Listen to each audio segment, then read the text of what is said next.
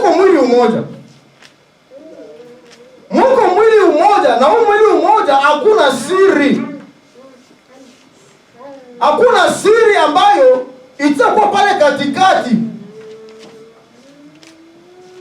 Tusome Waefeso 4:2 hadi kushuka pole pole, mtumishi wa Mungu. Efesiens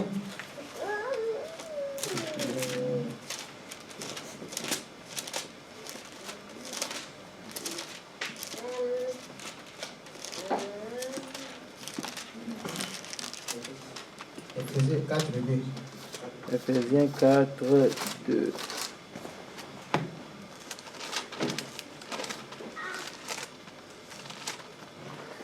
Ephésiens 4:2. En toute humilité et douceur avec patience, vous supportant les uns les autres avec charité, vous efforçant de conserver l'unité de l'esprit par les liens de la paix. Amen. Amen. Aseme kwa unyenyekevu wote na upole, kwa uvumilivu mkichukuliana katika upendo. Katika unajua masani ambayo iko fasi moja ndio inagonganaka. Sijui mama kweli tekumu ulioonaka hakuna hata siku mshaka kukorogana hata kidogo na papa. Huko. Sasa mama moya korogana hata ni mwana. Mungu akubariki sana. Amen. Amen. Mama nasema sijua nini, situko watu, mko watu ndio, tuko watu sisi wote. Ni lazima. Ila ijapokuwa watu wenye uko pamoja watagongana. Lakini mnajua jinsi ya kujilea. Mnajua jinsi ya kuyatengeneza. Yasitoke huku kuchumba yaende mpaka mbatoto. Ona kimudomo na baba anaangalia vile vile wewe. Unaona? Bilikuwa biko vya mama na papa kule binahamia. Ona bilikuwa sasa baba yake. Anafanya mtoto. Sunata ni hata wangu. Watoto wataona sasa kuko atmosphere mbaya hapa kwa hizi siku. Bataona hawatasema yeye bataona sema. Iko sana network papa na mama haiko mzuri. Ndio maana Biblia inasema nini? Aseme ni lazima kujilea kwa unyenyekevu wote na upole. Mnaongea kwa upole, si tu mwanamke abashukaki sana. Ndio tatizo ambalo biko nayo. Mungu aturumie sana. Nasema Mungu.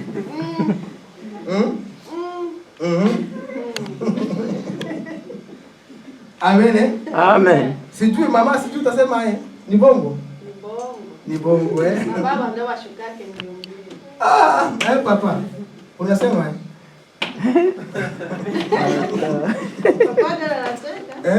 Papa unasema Saa zingine takutana mu familia, saa zingine mama anapanda sana, papa anakuwa mtulivu, au papa anapanda sana, mama anakuwa. Normalement nikalaka hivi. Kama mnyumba ifo mko thermostat. Kama huyu anapanda, huyu anashuka. Tunaona. Huyu kama anapanda na wewe unashuka, njoo vile maisha nayo itaanza kuendelea. Kama wote mnapanda inabomoka na vile. Na watu wanaanza papa nani? Mama kumtombokea hivi. Nasema vurugo nataingia hapa. Hata vurugo. Amen. Amen. Ni hivyo, wakati watu wako pamoja ni lazima kujua jinsi ya kuleana. Huyu akipanda huyu ashuke. Ni Biblia tunasema. Wakati huyu anapanda huyu anashuka. Na huyu akishuka utakuta amani inaingia katika familia. Amani inaingia katika nyumba. Amani inaingia katika familia. Na utakuta vitu vyote viko vinaenda sawa sawa. Vitu vyote vinaenda sawa sawa. Utaikala unasema unakuta kila siku wazazi wangu wako mfuraha banachekaka, biko banacheka. Hapa korogana iko hapana. Bana korogana lakini banajuaka fasi ya kubimalizia. Habitatoka mshambre. Bitaisha kule kusalo. Tulikuwa fanya siku moja tenda kwa mtu mmoja. Biko na ibana bibi yake. Ile tukunje karibu. Tunafika pale. Tunaanza kuzungumza kadoka karuka kia pale. Kisha unaangalia mimi iko angalia kwa nikaambia mwenzangu hapa kwa atmosphere mbaya. Kadoka sasa. Nanga sema hata hapa kuko atmosphere mbaya. Nikatoka nikamwambia nikaambia mama, piko hai mama, uko natuangalia, uko tunaona macho mbaya. Tunafanya nini? Sio angalia huyu. Alifanya nini? Nitakwambia siku nyingine papa. Mungu atusaidie sana. Mungu atusaidie sana. Unajua huko vitu ambavyo hatuwezi fika mpaka watu wa jirani babione. Katika faye mnapolewa watu wanapokuwa itakuwa kila siku utakuwa tu 100%. Tutafika siku moja tuko mkatireve mpusa, 70%. Hiyo ni maisha ya binadamu. Lazima hiyo ifike. Na wakati nafika nisio kujua jinsi ya kuilea. Amen. Amen. Unajua mtu anapooa ama kuolewa mnakuwa mwili mmoja. Na wakati mnakuwa mwili mmoja, hakuna mtu ambaye atachukia mwili wake. Hata ukoko na mazimu hai. Hawezi ushaza nijipige kofi. Siwezi nitaanza kwanza hai. Utaweza? Anaweza? Ndio. Mungu ambariki sana. Amen. Amen. Hakuna mtu ambaye atakujipiga kofi. Kwa sababu ni mwili mmoja. Hauwezi kama bibi yako inakuwa mwenzako Kachere John Cena. Inakuwa kila siku ni mangumi tu. Kila siku ni maboxe tu. Hapana. Kwa sababu mko mwili umoja. Mwili umoja ukimpiga mke wako unajua unajipiga wewe peke. Mume wako akisikia njaa, unajua wewe unasikia njaa. Kwa sababu Mungu ndio aliwaunganisha. Mnakuwa mwili umoja. Mnakuwa kitu kimoja. Amen. Tusome wa Efeso 5:29. Tutashuka pale pole pole. Ephésiens 5, verset. Ephésiens 5, chapitre 29. 29 inasema hivi. Car jamais personne n'haïsse sa propre chair. Hakuna mtu ambaye anachukia mwili wake. Il la nourrit. Anaulishaga. Et en prenant soin. Anaukoka, anaukogesha, anakumatia usafi. Comme Christ le fait pour l'église. Kama vile Yesu Kristo alivyoshughulikia kanisa. Na ni hivyo katika manyumba, katika mafuaye. Watu wanakuwa mwili mmoja. Watu wanakuwa kitu kimoja. Na watu hakuna ambaye atajiona kuwa bora kupita mwingine. Kwa sababu sote tumeunganishwa na Yesu Kristo. Sote tumeunganishwa na Mungu. Tunakuwa sote mwili mmoja. Tunakuwa mfano wa Yesu Kristo. Kama vile Yesu Kristo alivyojitoa kwa ajili ya kanisa, na ni hivyo nasi vile vile katika mafaye zetu, tupende wake zetu au waume zetu kama tunavyojipenda sisi wenyewe. Jina la Bwana libarikiwe sana. Amen. Jina la Bwana libarikiwe sana. Amen. Unajua katika kuoa na kuoana, mbele ya kuoa ama kuolewa, umpende kwanza ambaye mtaoana naye. Aseme namuoa tu. Uoe kwa sababu unampenda. Ama uolewe nawe kwa sababu unampenda. Tunajua Biblia sema ya kwamba ambaye anapendaka ni mwanaume. Ndio. Na mwanamke naye yuko na dua naye ya kupenda ule ambaye atakuwa partner wake. Amen. Amen. Kwa sababu kama tukikamata hiyo faida hatupendani itakuwa ni mafujo kila siku. Tulikuwa na watu mmakambi, tulikuwa na wasi asome tuko na vukishana, tukivuka kule hata mwandana kule. Bwana unakuta mafaye haina amani. Na katika mafamilia ama katika unyumba, ni lazima bwana au mke kufichika siri udhaifu wa mume wako. Amen. Amen. Tuko pamoja wa mama? Ndio. Tuko pamoja. Tutafichika udhaifu wa mume wetu ama wa mke wangu. Tutafichika kweli? Ndio. Jua nini? Bibi yangu ni sutu, hata na mimi nitike na ile kusutu. Bibi yangu na mimi nitike. Mnieleweshe mzuri kwanza hapa. Nimeshasema ni mwili mmoja. Hautataka aibu ya mwenzako iende nje. Mungu akubariki sana. Amen. Amen. Amen. Mungu akubariki sana mama. Mama unasema nini? Vile kabisa. Mungu akubariki sana. Amen. Amen. Unajua Wakati Yusufu alijuaka Maria iko mimba, alianza penda muaji Musiri. Akasema, bibi yangu anakuwa mimba. Na iko mimba yangu ya mwingine mwanaume. Basi siwezi muaibisha. Hata basi nimwacha huko kwa siri tu. Basi watu wapata kumfanya sasa iko sasa nimwachaka na mimba tu. Lakini katika ile harakati ya kusema muache Musiri, Mungu akamwambia sema hapana. Na alinidanganya kama iko bikira. Na alinidanganya kama iko bikira. Anapata mimba aye tena huyu. Mungu akubariki sana mama. Amen. Mungu akubariki sana. Unaniguseka hapo ambao ukijeka kupata mwakili yangu. Amen. Amen. Sasa niambie iko bikira. Sasa anapata mimba aye tena leo. Acha basi nifanye nini? Nimwache kwa siri. Ilikuwa ni nini alifanya vile? Hakupenda kutia aibu ya mume wake nje, ya mke wake nje. Na ni hivyo hivyo katika mafamilia, katika mafaye. Akuwe kaka yako, akuwe baba yako, asiharibu familia yako. Asikuje kuleta aibu kwa bibi yako na unakubali tu. Akuwe petit frère yako, unajua asna mimi na koto Afrika na matao mtu akishaoa, anaoa na watoto yake wote. Sana ngabuni suku bugani pale. Fanya bugani. Au ulifanya nguo. Ile ni mila ya Afrika. Ni mila mzuri ile pastor. Ile ni nani kanuni ya Kiafrika? Ni ya mzuri. Ile ni ya kwetu. Ni ya mzuri. Iko tu mzuri. Amen. Ndio nikalage njoo kama bale basemeki. Ndio siku mwana wewe kama binaladika kule. Mbona watakimbira sasa tupigaka kwa Bukari? Hapo sasa. Tumseme sasa. Kama naona baimaka kuna bafungusha ile siku naota batakubebesha tu vitu nini. Amen. Unasikia? Wakati mke wako iko na udhaifu, ni lazima umprotege. Amen. Itakokuwa ni mila yote ya Afrika, lazima umprotege bibi yako.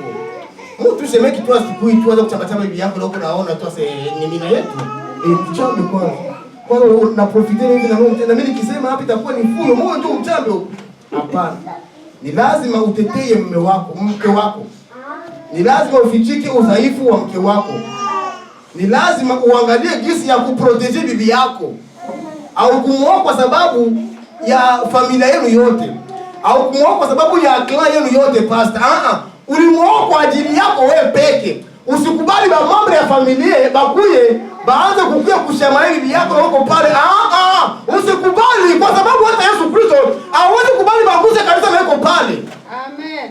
Haleluya watu wa Mungu. Amen. Yesu Kristo yuko pale uguze kanisa. Pastor. Hakuna. Aseme Yesu yuko pale utaguze kanisa uko nani wewe? Hakuna ambaye yuko kanisa. Na ni hivyo hakuna mtu ambaye atagusa mke wako na uko pale. Ile ilikuwa mila ambayo walikamataka iko mila ambayo walikuwa iliponyoka pembeni. Huyu akuye kwa bibi yangu na petit frère ya kupiga. Demain ya akuye kwa bibi yangu na petit frère wende. Wengine hapana. Si désordre ile sasa. Ile hauheshimishi bibi yako. Hauheshimishi bibi yako. Jina la Bwana libarikiwe. Amen. Kama unamheshimisha bibi yako, ijapokuwa madhaifu, ijapokuwa yake mbaya ambayo unajua, utamtetea kwanza. Ni lazima kwanza umtetee. Kisha nyumbani sasa ndio mtaongea, lakini mama pole ulifanya mbaya. Ungeacha ile hali. Ukifanya tu vile. Kwa sababu hata Yesu Kristo hawezi kubali kanisa lizaraulike na iko pale. Lazima atashuka na kuintervenir kwa ajili ya kanisa. Maana yeye ndio bwana wa kanisa.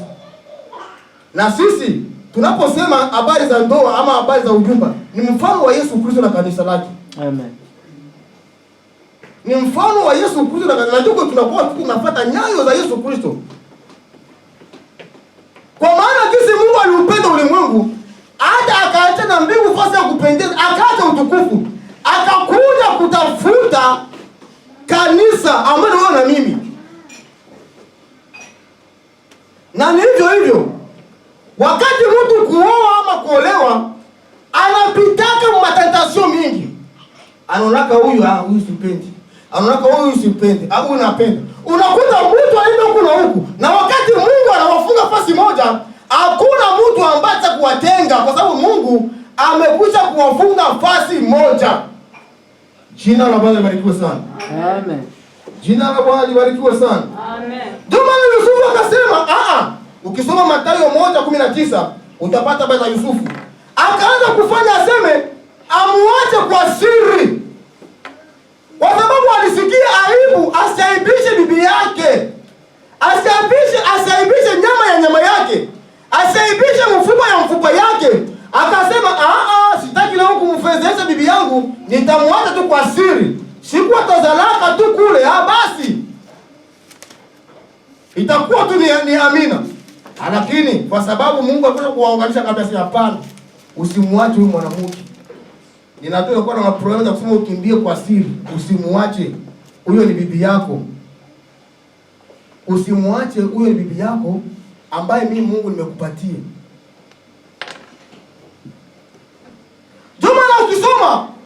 Ukisoma Mwanzo 2:24 inasema nini? Kwa maana hiyo mtu mume ataacha baba yake na mama. Tusome kwanza pastor. Tusome tusikie sema ya uongo. Tusikie nasema Genèse 1 2:24. Chapitre 1 24 nasema, c'est pourquoi l'homme quittera son père et sa mère.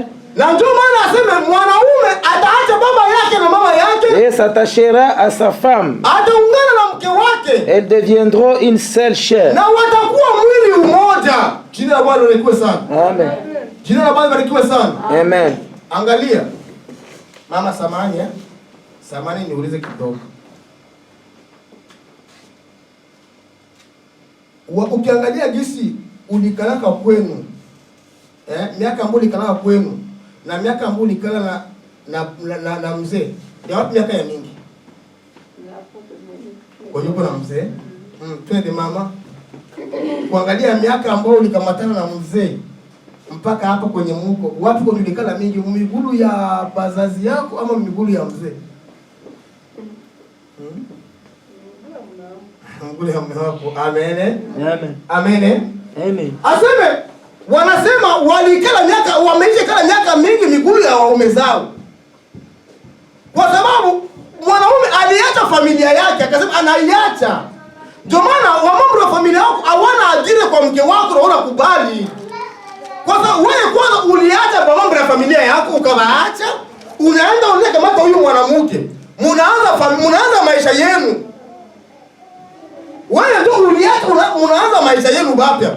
Na ni wewe tena ndio ule ambao uko naye ndio yuko na maisha yako na uko na maisha yake.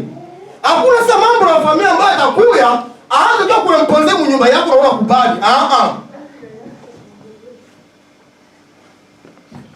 Na hiyo ndio watu wanapata mashida. Tunaona mashida mengi hapa Ulaya. Ndio maana tunaona mashida watu kwa sababu ya kukosa mafundisho. Unasikia mtu yuko mbunyumba asema nauzia kakaangu parcel, nauzia kakaangu gari. Wewe unauza gari ya kakaangu na watoto yako? Papa. Mama. Kama unauzia kakaangu gari kule, ni ya baba tu. Hapana, ni ya watoto yake kule. Yeye wale bashika ungana kule. Papa. Mama atakwambia si hapana, unaona. Tuuzie kakaangu gari, hakuna shida, mama tumuuzie. Sibote ni vyetu. Mungu asaidie sana. Haiko yetu. Ile ni ya watoto yake. Unampatia kadogo free yako, hauna haja kuna kusema kule. Tujenge tu kwetu mama. Mnajenga kule ndio ni vizuri. Lakini yule ni kado unapatia bashemeki yako. Kwa sababu wewe ulitoka kwako. Ulitoka mfamilia ukaenda kuungana na mume wako. Mnakuwa kitu kimoja na ni hapo ndio mtaanza maisha yenu yote. Maana ndio maisha yenu yote. Mama asema miaka mingi yoshika na babu wana yao. Kuliko miaka walikala kwao. Utakuta mtu acha kuwa 20 mu nyumba. Kwao alikalaka ina mpaka 17 18. Sio hiyo tu miaka mingi. Na banamulisha wanamvia kila kitu. Sasa kufika hapa tufanye kwanza tu ule kaka yangu unaona papa vraiment ni mzuri kumsaidia, lakini ujue unapomsaidia unasaidia watoto yake, unasaidia watoto yake, haiko vyako. Hapa tu yako watu ndio hawana urithi kwa ile mambo. Naona ni tunaelewana watu wa Mungu. Amen. Wakati mnakuwa mwile hatua mnakamata Mungu anawabariki, mnafanya mandoa mjue kama baba alikulaka mali ile ndio yake ile. Mengine ni yetu mimi na mume wangu.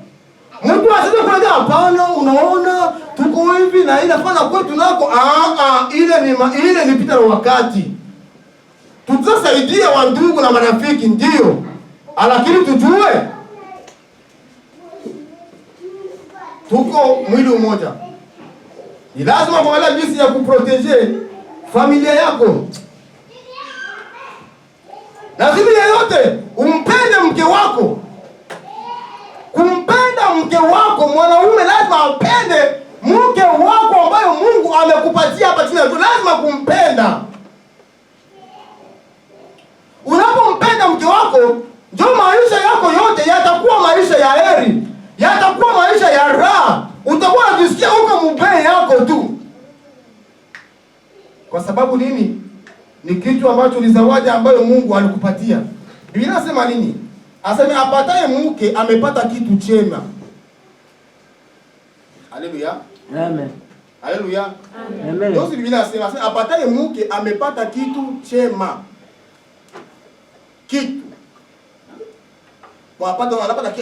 Unapata kitivia huko mnyumba. Ni kitu mzuri.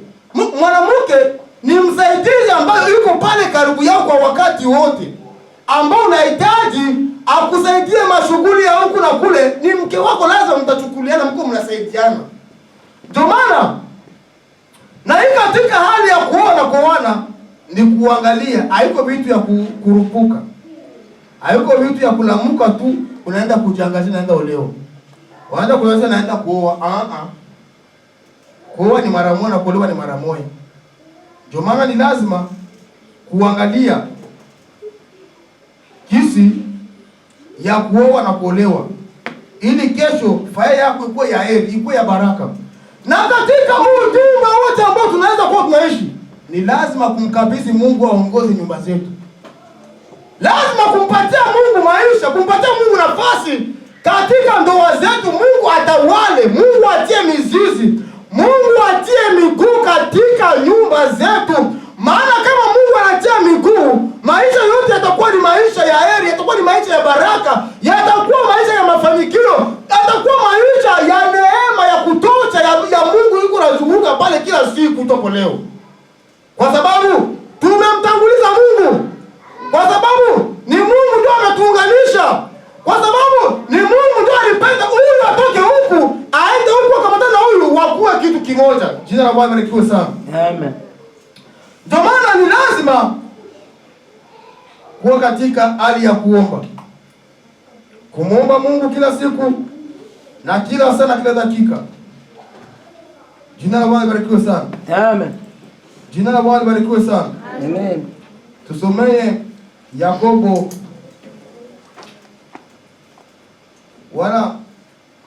Yakobo 5:16.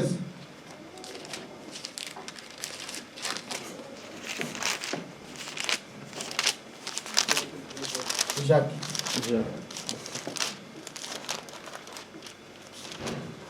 Jacques combien? 5:16. Chapitre 5:16 inasema hivi.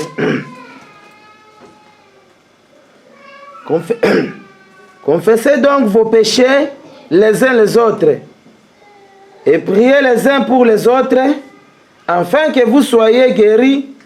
La prière fervente jusqu'à une grande efficace. Amen. Amen. Alléluia. Kawata 1 Pierre 3:7. 1 Pierre 3:6. 3:7. Marie, montrez à votre tour et la sagesse. Marie, montez à votre tour et la sagesse dans vos rapports avec vos femmes, comme avec les sexes plus faibles. Honorez-les comme devant aussi hériter avec vous de la grâce de la vie, qu'il en soit ainsi, afin que rien ne vienne faire obstacle à vos prières. Kamata Mhubiri kenda. Ecclesiastes.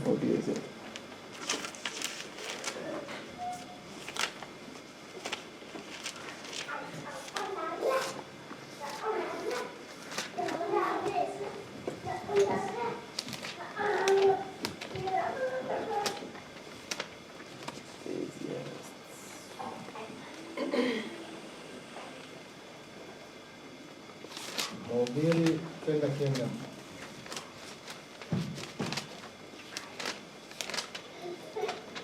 Mimi nasoma hapa, ninapata. Uishi kwa furaha pamoja na mke umpendaye siku zote za maisha yako ya ubatili ulizopewa chini ya jua, siku zote za ubatili wako, kwa maana huo ni sehemu yako ya maisha, na katika tabu zako ulizozitabika chini ya jua. Amina. Amen. Ni lazima uishi na furaha katika maisha pamoja na mke wako ambaye Mungu amekupatia katika nchi ambayo tunakuwa nayo. Mke wako ni wako mnapounganishwa na Mungu, na maisha yenu yote yatakuwa ya milele. Haitakuwa ya muda kitambo, haitakuwa ya dakika. Ni maisha yote mazima. Ya kututenganisha hapo ni kifo tu. Ndio maana tunapofanya hatua za ndoa ni lazima kujichunguza. Ni lazima kuangalia, je, hii ni chaguo ya moyo wangu? Hii ni chaguo ya nafsi wangu? Kwa sababu haina fotokopi. Utafanya leo, kesho huko hapa tunatoka. Ni milele na milele. Mungu atubariki sana. Amina. Amen.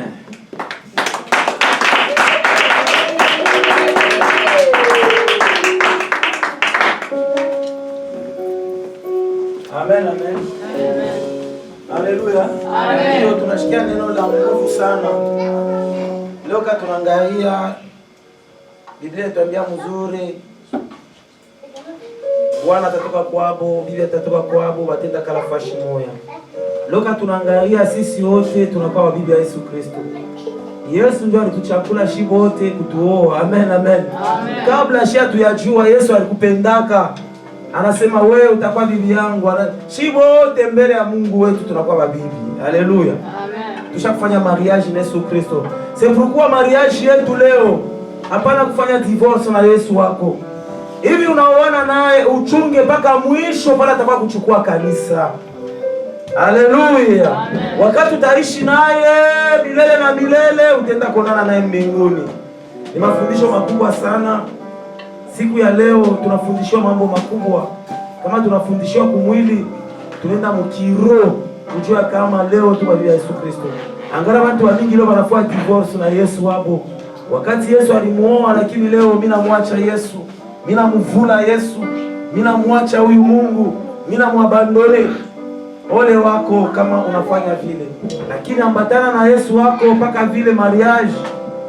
Mushida mutabu, endelea naye na yeye asitakuacha pana, atakutetea fashi yote parce que yeye ni Bwana wa mabwana wote.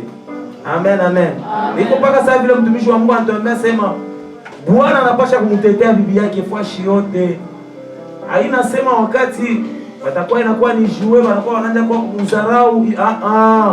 Na hata Yesu Kristo asitapendaka mapepo iko kuchezea. Asitapendaka magonjwa iko kusumbua. Asitapendaka vita kupate. Yata shimama kukutetea njue ni Bwana wako. Haleluya. Pikia neno la Bwana mikono katika. Neno mbele sana. Hata tuiombe neno. Umwambia Bwana unanifundisha mambo makubwa sana. Acha hii neno hii nishike mu maisha yangu. Ikuye mkimwili nikale ndani ya ndoa yangu na Bwana yangu. Ikikuye mkiroho nikale na Mungu wangu mpaka mwisho wa dunia. Nishikafanye divorce. Nikamalize maisha yangu mpaka pale utakapo kunibeba. Tuombe katika jina la Yesu Kristo. Baba, katika jina la uweza na jina la ushindi, tunabariki neno lako siku ya leo. Neno mkubwa sana Baba inashuka kwangu. Bwana unanifundisha mambo makubwa sana. Unanifundisha mambo manene Yesu. Unaniambia kwamba Bwana wewe ni Bwana yangu. Mimi ni bibi wako Yesu. Ninajua Bwana mtakatifu. Acha nibakie na wewe mariage yangu. mpaka siku utakuwa kwa kanisa Bwana. Hata niko mshida kwa mtabu, hata nione mateso na magumu, sitakuacha Bwana yangu. Oh Yesu, asante sana. Endelea kutusaidia, kwani tunakuwa msafara imani. Watu wa mingi leo wanakuwa wanafanya madivorce, iko ndani ya manyumba yao, wanaanza kumwacha hata Mungu juu ya mateso na magumu. Lakini Bwana, acha tukushike, tuikale na wewe Yesu. Bwana, mpaka pale utakuwa kwa kanisa. Bwana, acha ineno tusaidie. Acha ineno tusaidie manyumba yetu. Acha ineno tusaidie mafoye yetu. Acha ineno tusaidie Bwana mkanisa yetu. Katika jina la Bwana wetu Yesu Kristo. Asante kwa neno Baba. Tunamuomba mtumishi wako, umjaze tena na mafuta, umpake mafuta siku zingine Bwana ataturisha. Mjina la Bwana wetu Yesu Kristo. Asante kwa neno. Tunakubariki, tunakushukuru. Ni katika jina la Bwana wetu Yesu Kristo. Amen. Amen. Ndio tunafika wakati wa kumtolea Mungu sadaka. Karibu na wimbo tuko naimba, kisha pale tutasikia makomunike, itakuwa mwisho. Bato nyonso balobi ozamalamu. Karibu na offrande ya ozamalamu Jehova ozamalamu. Bato nyonso balobi ozamalamu. Ozamalamu Jehova ozamalamu. Bato nyonso balobi ozamalamu. Ozamalamu Jehova ozamalamu. Bato nyonso balobi ozamalamu. Ozamalamu Jehova ozamalamu.